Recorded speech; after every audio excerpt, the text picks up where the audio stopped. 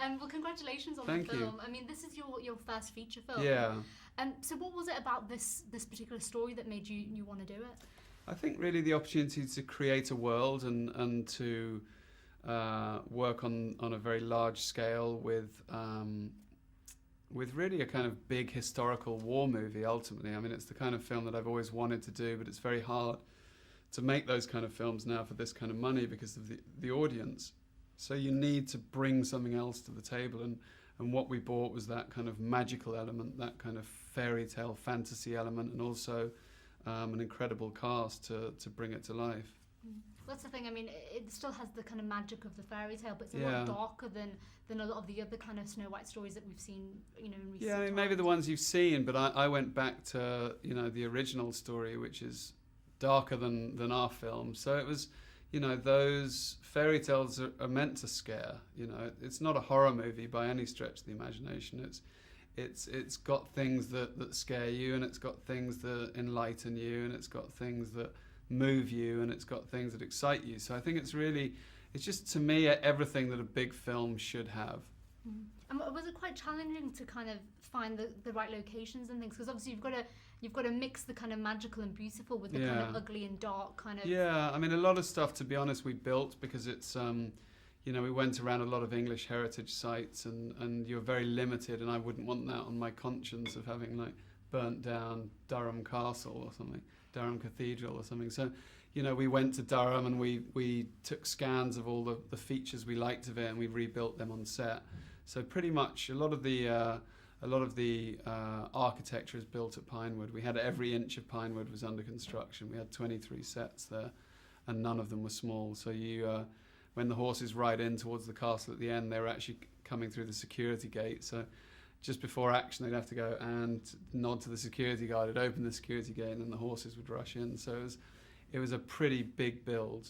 And then we did a lot of stuff outside. I really wanted all the forest sets to be either real forests or to be built within other forests, so that you got this sense of reality. It's very important to me that the film feels real.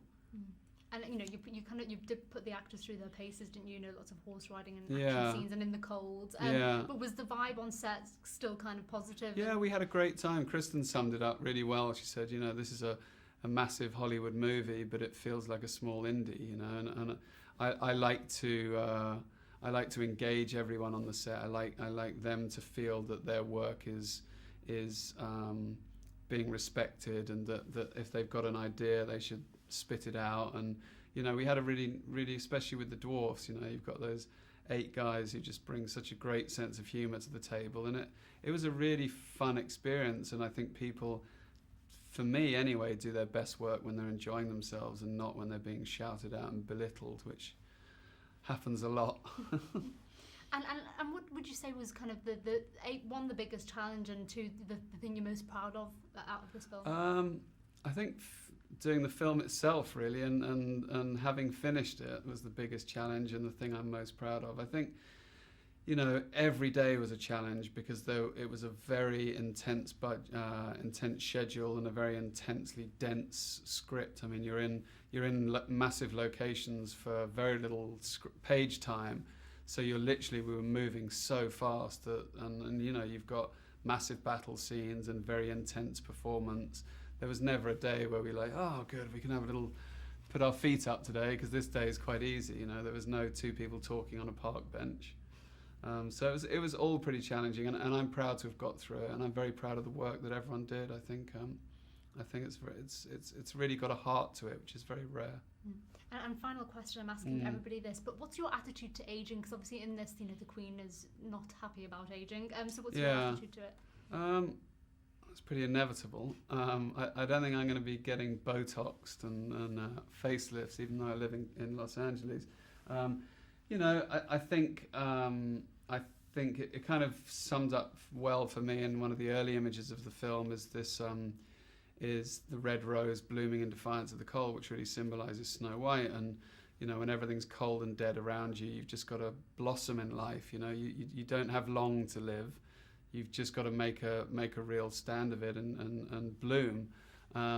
Life is very short, and you're going to get old pretty quickly. But that's part of it. I think the other thing, a lot of this film is about the acceptance of death and the acceptance of loss. Every main character's lost something, so it's also, you know, that's why the story is so relevant. It deals with coping with our mortality and coping with the inevitability of aging and then of subsequent death. It's pretty deep stuff. I'm out of time, unfortunately. It's very deep. But no, it's got a, you know, a positive message.